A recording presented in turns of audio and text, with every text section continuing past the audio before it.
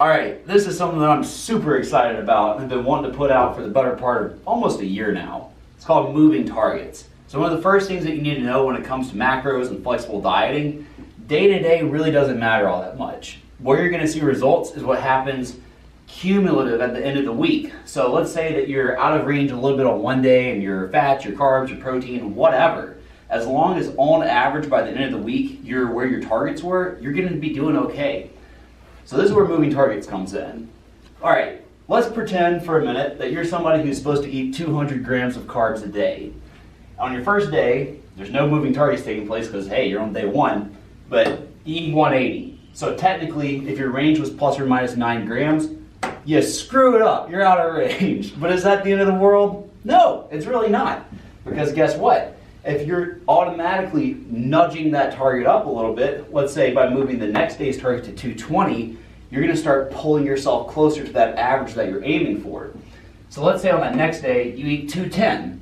Did you get within your targets? Did you get within your target range? Once again, real close, maybe not. But still, on average, you're pulling it a little bit closer. And same thing goes throughout the week, right? Your targets are gonna be changing every single day, but as long as what you're tracking is kind of in the realm of you're trying to get close to them, you're gonna be all right. So let's take a look at this a little bit closer for a second. So technically, you messed up here, here, here, here. You did good here, really messed up here, and kind of messed up there. But by the end of that week, the total is 1410 out of 1400. That is super crazy close to what you need to be getting. So if you split that out, it's 1.42 over a day on average, which is nothing. That's perfect.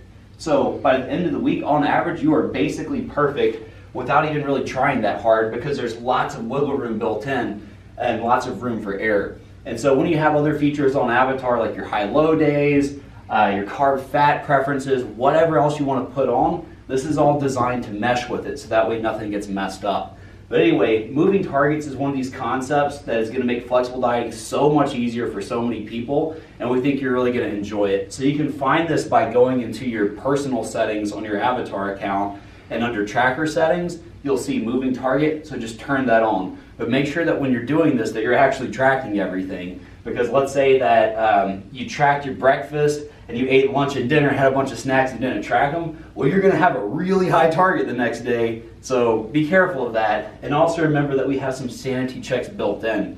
So if you're gonna have 0 grams of carbs one day and think that you're gonna have 400 the next, it's just not gonna work like that, because that's not optimal. So we do have parameters put in place to keep from getting too crazy with the adjustments. This gives a pretty good picture of what life with moving targets looks like. So let's get after it. Go check it out, play with the new feature. Make sure that you weigh in each week with it, because the more time that's elapsed, you're looking at more data in between each weigh-in. So this really works best when you go week to week. But anyway, hope you enjoy it. Yeah.